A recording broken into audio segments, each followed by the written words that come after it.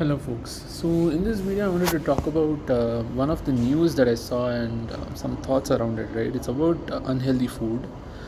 Um, so, it's a very tricky term, right? Healthy food, unhealthy food. Like everyone has their own definition of health, right?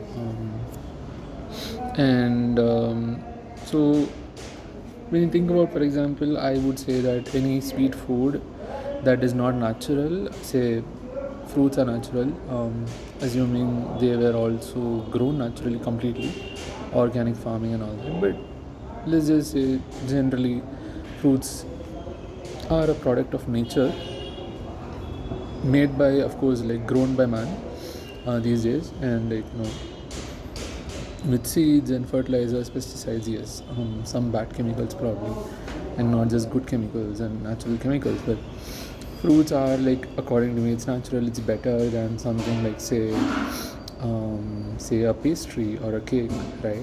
That is made with a lot of sugar and artificial sugar and not natural, right? So in this video, I wanted to talk about me following this WhatsApp channel called World Health Organization. It's a popular organization. I think most would know it, WHO. And one of the top news of the week for them is about how there is a sale. So sale of energy drinks happens almost everywhere, I think.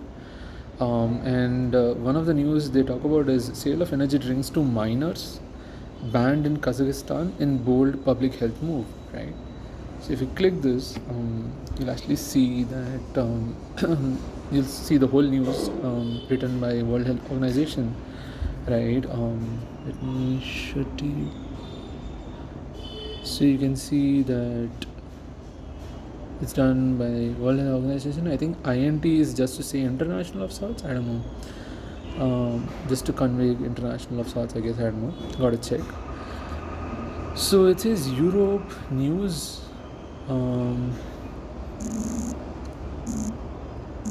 Europe news item. So yeah.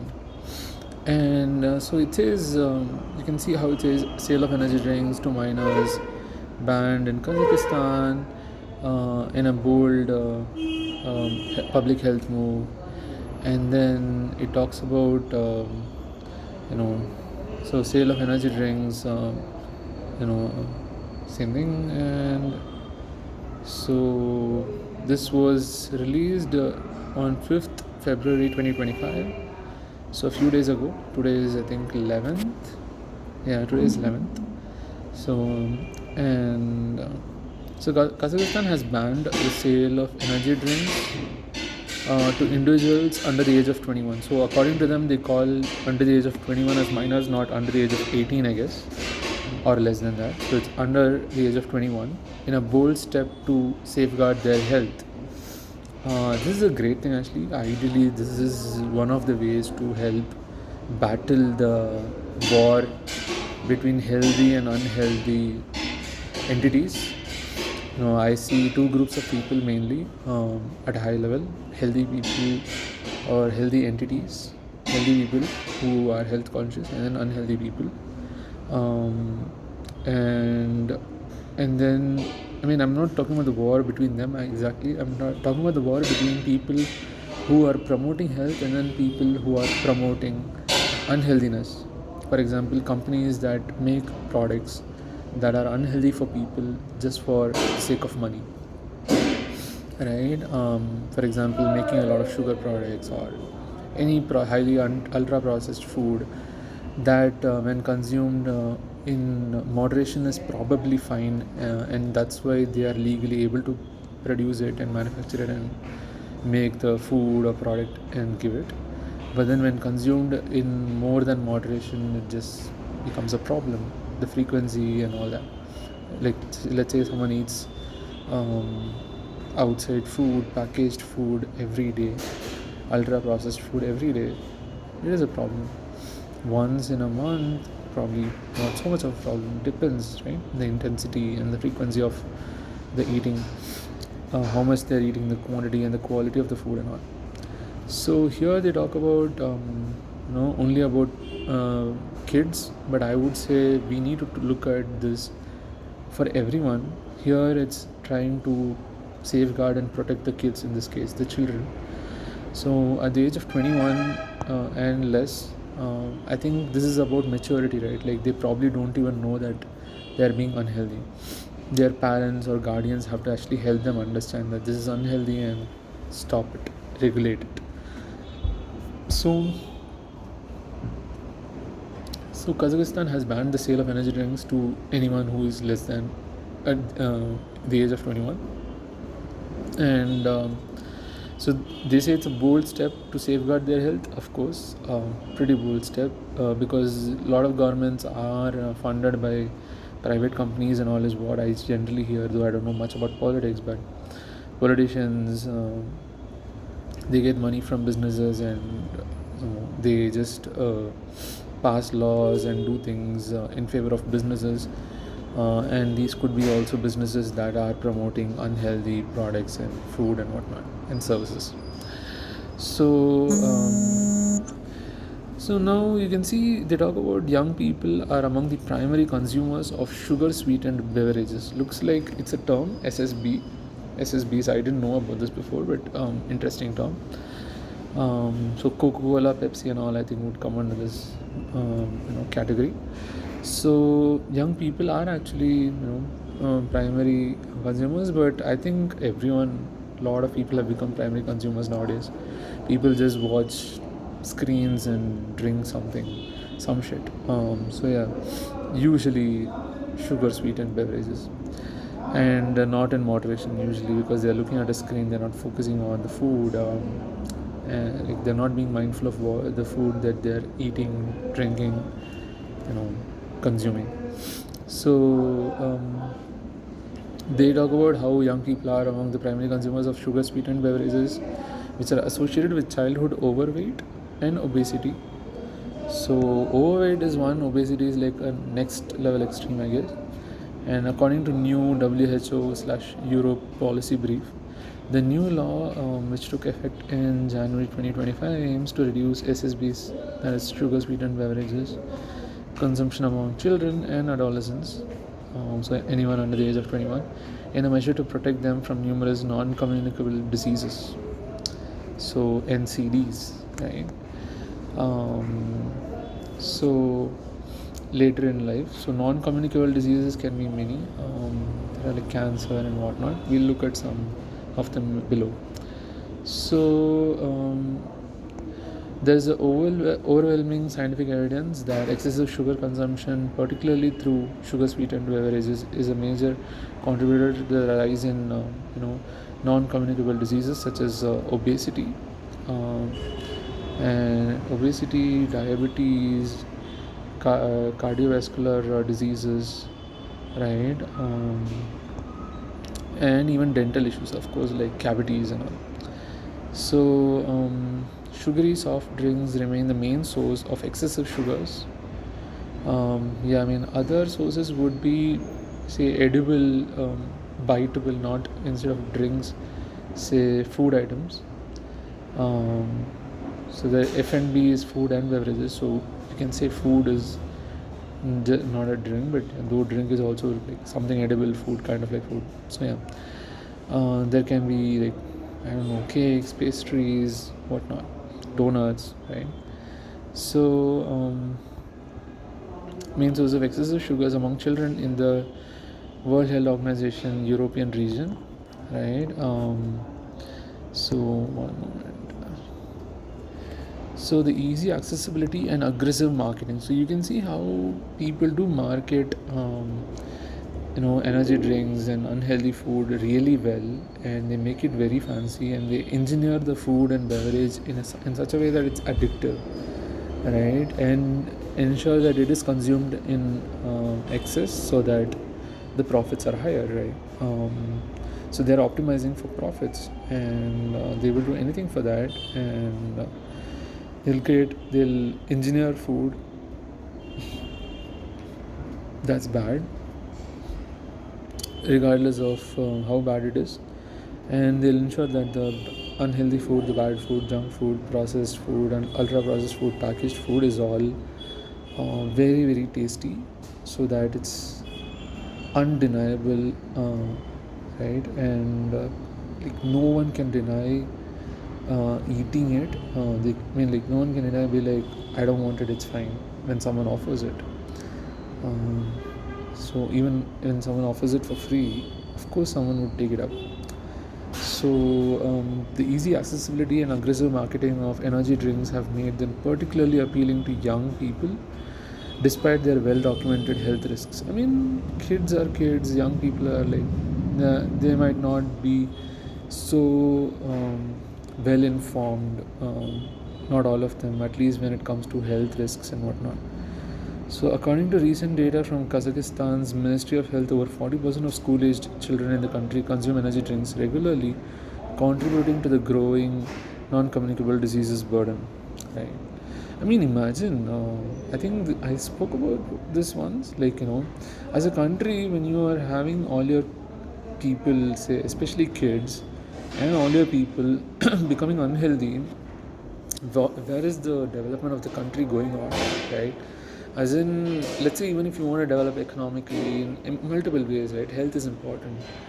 And if politicians and the governments start working in favor of private industries and private businesses, among which many are also really bad actors for the people, and they produce bad stuff, bad goods, services, and that's unhealthy and whatnot. Regardless of what others think, they just make it. They ensure that the laws are in their favor. They ensure that the government is in their favor, and the government is helping them. And they'll be like, okay, let's just do anything to earn money. But the problem is, you probably have people in your country who are going to become great, like engineers, entrepreneurs, and whatnot, doctors or scientists, whatever, right? And and and even win Nobel prizes and whatnot, and create history. But then, if you actually start killing your people and making them unhealthy and whatnot by feeding them bad food, that too legally, well, that is a sad thing, right? Like, they should remember that anyone can become a big shot, a big person, a person who makes history, who makes a dent in the world. And if that person is in their country, they should be proud of that, and they should ensure that they safeguard that person, right? And that can be anyone.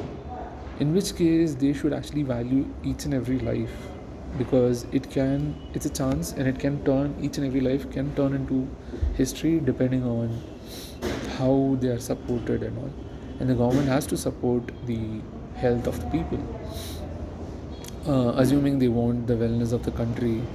And even if they want to improve the economic situation, earn more, or whatever, and make the business flourish and whatnot, businesses, let them flourish good businesses that are in favor of people, and do not harm people, right? So instead of harming people, you can have businesses that are not harming people and that are supporting people and whatnot. So here you can see the new legislation is a welcome step towards safeguarding people's health and reducing sugar intake among young people, aligning with the World Health Organization recommendations. By limiting access to energy drinks, Kazakhstan can improve health on several levels at once, from tackling the rise of childhood and adolescent obesity, which is linked to long-term health complications, to reducing the immediate non-communicable diseases risks, from diabetes to cardiovascular diseases, said Dr. Skender Saila, WHO representative to Kazakhstan. Interesting. So, overcoming industry pressure. So, the part to implementing this progressive legislation was not without challenges. So, there were challenges. So it was with challenges. So the beverage industry, which has a vested interest in maintaining sales, exerted significant pressure to prevent the law from being passed. Of course, industry players often argue that such regulations infringe on consumer choice and economic freedom. See, Yeah, I mean, they just talking about consumer choice and economic freedom. I get it, but then I think it's like you have to look at what is good for you in the long term, and sometimes people make bad choices. I understand that banning and whatnot is not a great idea, but then sometimes you just have to do good for the people and for the long term. I know this is what people say when they do bad things also. Um, According to me, this is a good thing, favoring the health of the people. Um, Beyond the freedom, because when you talk about freedom, I mean, we can even talk about people should have the freedom. People should have the freedom to die by suicide and whatnot, right? But then legally, I think generally suicides are illegal. It's funny though, because if someone is trying to die by suicide and if they're caught in between, then they're like probably just being like held. I don't like they're saying, "Hey, you should not die," and the person is like, "Hmm. So now you're going to catch me and tell me that I made a mistake, and when I'm already in a bad state that I was going to die." I don't know. Anyways, but that I mean, I understand the freedom and all, but I mean, in a way, if you think about it, we are just trying to save our species, humanity, humans. I mean, at some point, I think we'll perish. I don't know, but for now, I think for the good of everyone, maybe go beyond the freedom slightly, get the freedom of what do you say,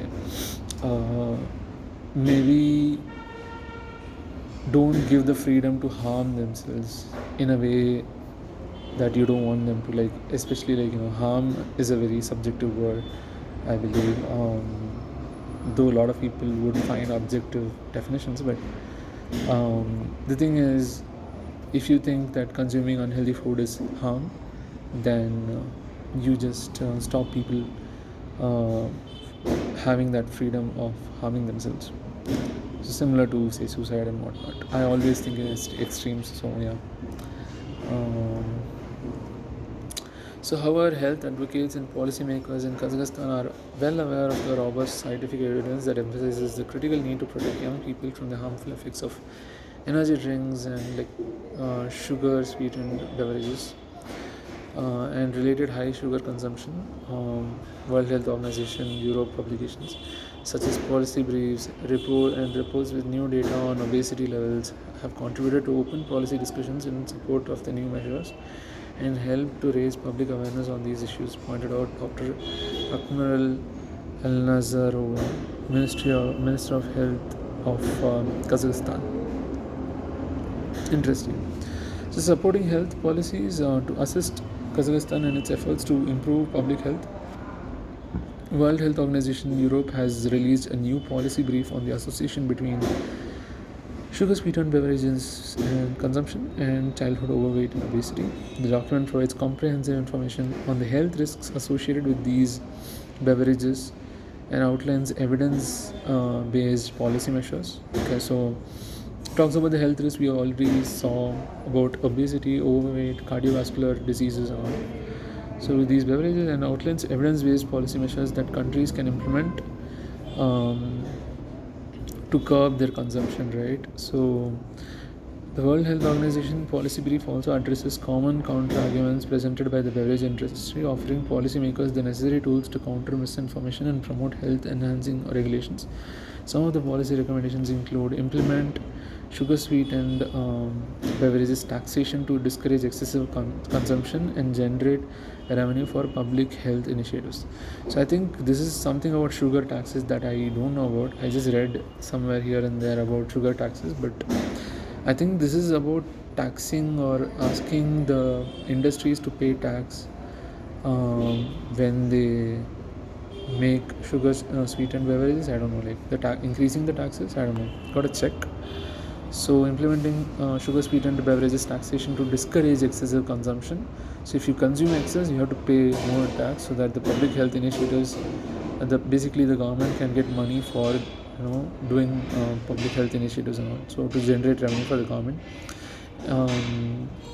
you know, though you can think of it like government is just trying to make money, but it can also make money by favoring the industries and just helping them produce more sugar sweetened beverages, and not get taxation from them for producing more and whatnot. So yeah, I mean, this money ideally should be used for good, but we'll talk about that later about governments using money for the bad or whatever. So enhancing public food procurement policies to prioritize health beverage options in schools. Okay, so when schools, like I don't know about private schools, but at least in this case, public schools and public institutions and organizations, when they procure food from outside, the policies have to prioritize healthier beverage options than going for sugar sweetened beverages and all, and then regulating marketing and labeling to ensure that consumers, particularly young people, are fully informed about the risks of sugar sweetened beverages. This is similar to how in India in cigarette boxes packets you can actually see the dangers of smoking cigarette, what it leads to, smoking tobacco. So now they're talking about marketing, like advertisements on television, internet and whatnot, or in the real world, in the physical world, billboards and whatnot. Regulating marketing and labeling on the product to ensure that consumers, particularly young people, are fully informed about the risks of sugar sweetened beverages, so that ignorant people at least know that okay, now we are well informed, now we are not like no, it's not like we are ignorant, we don't know what is the problem with eating this, but this is assuming that people want to be healthy, but they just don't know that whatever they're consuming is unhealthy. But then a lot of people will still consume, I think. So for that, we do have to ensure that the government has policies and laws in place to regulate stuff and to ensure that things don't go out of hand such that people start dying in the country and the country becomes nothing at some point. So encouraging health education campaigns to raise awareness about the link between sugar beverages and non-communicable diseases. Nice. I think I was also wondering about what can the government do apart from us. So there are two sides of things, right? One is the production of unhealthy food and then the consumption. You try to ensure that consumption is lower. First of all, you make the people aware, you regulate it and say that one person, like, is that even possible? Probably in the future, that one person can only consume this much of this product, cannot consume more than that and whatnot. Probably in the future, I think that they can regulate at a person level, right? Depending on the age and whatnot, and probably their health condition and all. And the government can be like, at least they can protect the poor people. For example, they can say that these unhealthy beverages should be priced really high so that only rich people probably start consuming this. Very few people start consuming this, and there is a cost to pay, right?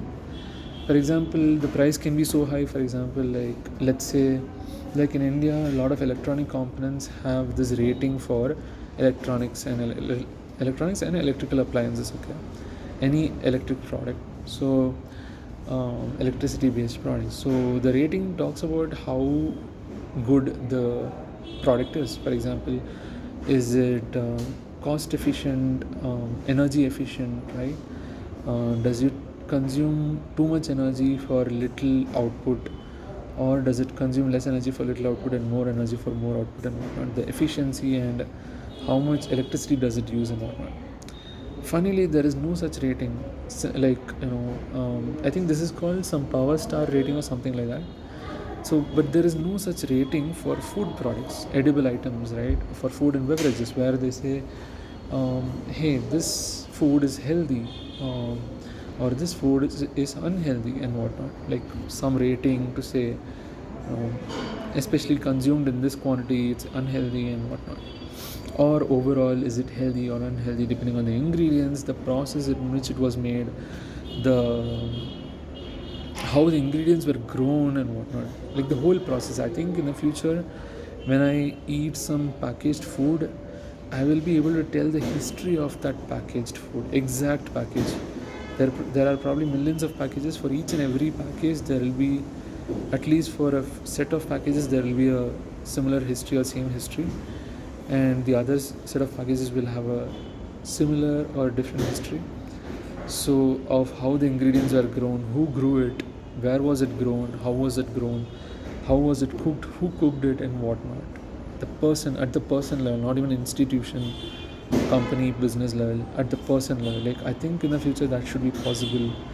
You know, every bit of data, and then when you get the packaged food, you can probably scan some QR code and be like, okay, this is the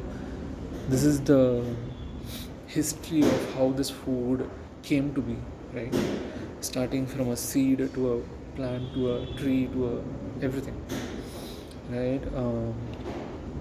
So yeah, I mean, ideally there should be some sort of like way for people to be able to say that okay, this uh, health score rating for this product tells me how healthy it is, and ideally everyone should be regulated and everyone's consumption should be regulated. And the other thing is, first of all, the production has to be then regulated, wherein you say that if there are 10 million people in the country, you don't produce more than, say, let's say, you can drink one beverage in a year. One person can drink one beverage in a year. Then in a year, you should not produce more than 10 million. Okay, so on an average, one person should not drink more than one not soft drink, sugar sweetened beverage. On an average, one person should drink only one sugar sweetened beverage. For example, in a year, let's say in Kazakhstan or wherever, in this case Kazakhstan, then there can be something like the business should ever not produce more than one, like 10 million people are there, it should not produce more than 10 million sugar sweetened beverages in a year, so that the average is maintained. It is of course still possible that some people will drink a lot, some people will not drink at all, some people will drink less and whatnot, because you actually need individual level regulation. But then at least to start off with, the production has to be reduced. When they produce more and more and more and then start even exporting that bad food to other countries, ideally they should start banning even producing it. But then if the companies are like in moderation, it's fine, then that moderation has to be actually monitored to understand what is the moderation level required for every individual. For example, someone who has diabetes should not be consuming too much sugar compared to someone else who doesn't have diabetes, but then doesn't mean that they just consume more sugar and then they end up getting diabetes. And just consuming sugar is not the way to get diabetes, but I mean, that is just one part of the process, right? So they have to try to ensure production is lesser and also consumption is lesser. Both sides of the problem, both sides of the equation has to be looked at, and you have to really work on it diligently, or else bad companies would just go ahead and do bad stuff. So yeah, it is one moment. So we looked at the supporting health policies and the common key policy recommendations and whatnot. So sugar taxation, so sugar sweetened beverages taxation, and enhancing public food procurement policies to prioritize a healthier beverage, regulating marketing and labeling to ensure consumers are well aware and of the diseases and whatnot, or risks of consuming bad food, and in this case sugar sweetened beverages. So, and then encouraging health education campaigns to raise awareness. So an example for other countries, Kazakhstan's commitment to tackling the public health challenge posed by energy drinks and sugar sweetened beverages serves as an inspiring example. For example, countries like say India, at least according to me, they should learn. India has to learn, and I think every country should learn from this as an inspiring example for other countries in the World Health Organization European region. Kazakhstan has demonstrated that strong political will, evidence-based policy making, and collaboration with international health organizations can lead to meaningful progress in public health. said Dr. Kremlin Vikramasinghe, World Health Organization Europe's regional advisor for nutrition, physical activity, and obesity. The ban on energy drink sales to minors is a significant step forward, but continued efforts are needed to address the broader challenges associated with sugar sweetened beverages consumption. Expanding policies to include sugar taxation, tighter marketing restrictions, and improved nutrition education will further strengthen the country's fight against non-communicable diseases and enhance progress towards global commitments, of course, such as the United Nations Sustainable Development Goals. Basically, we're just trying to keep ourselves alive every day. That's the bigger goal. By taking bold action, Kazakhstan sends a clear message that public health takes precedence over commercial interests, and that a healthier future is within reach through informed policies and collaborative efforts, right? And it looks like they have this policy brief over here and better nutrition in Kazakhstan. So, yeah, I'll probably read this and talk about this. And yeah, that's all I had for this video. I'll see you in the next one. Bye bye.